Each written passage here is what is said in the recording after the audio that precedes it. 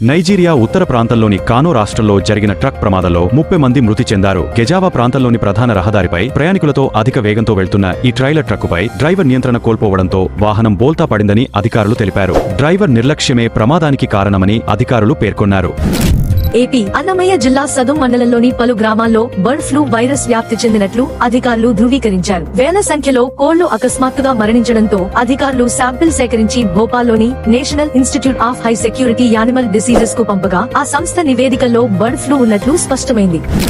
రానున్న 10 ఏళ్లలో space X ఇప్పుడు చంద్రుడిపై నగరాన్ని నిర్మించడానికే ప్రాధాన్యం ఇస్తోందని ఎలాన్ మస్క్ తెలిపారు. చంద్రుడి మీదకు ప్రతి 10 రోజులకు ఒక్కసారి వెళ్లే అవకాశం ఉండటంతో అభివృద్ధి వేగంగా జరుగుతుందని, మార్స్కు మాత్రం 26 నెలలకు ఒక్కసారి మాత్రమే వెళ్లగలమని మస్క్ వివరించారు.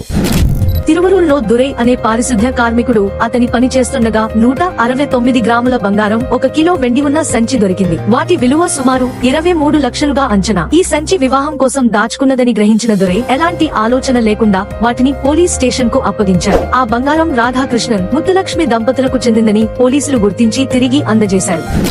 పాకిస్తాన్ క్రికెట్ బోర్డు భారత్తో జరిగే టీ20 వరల్డ్ కప్ మ్యాచ్ బహిష్కరణ వివాదాన్ని పరిష్కరించేందుకు ఐసీసీ ముందు 3 కీలక షరతులు పెట్టింది. ఐసీసీ ఆదాయంలో పాకిస్తాన్కు ఎక్కువ వాటా, భారత్ పాకిస్తాన్ మధ్య ద్వైపాక్షిక క్రికెట్ సిరీస్ల పునరుద్ధరణ, మ్యాచ్లలో ఆటగాళ్ల మధ్య హ్యాండ్షేక్ ప్రోటోకాల్ కొనసాగించాలనే హామీ వంటి అంశాలతో ఐసీసీ ప్రతినిధులు పీసీబీతో లాహోర్లో సమావేశమయ్యారు.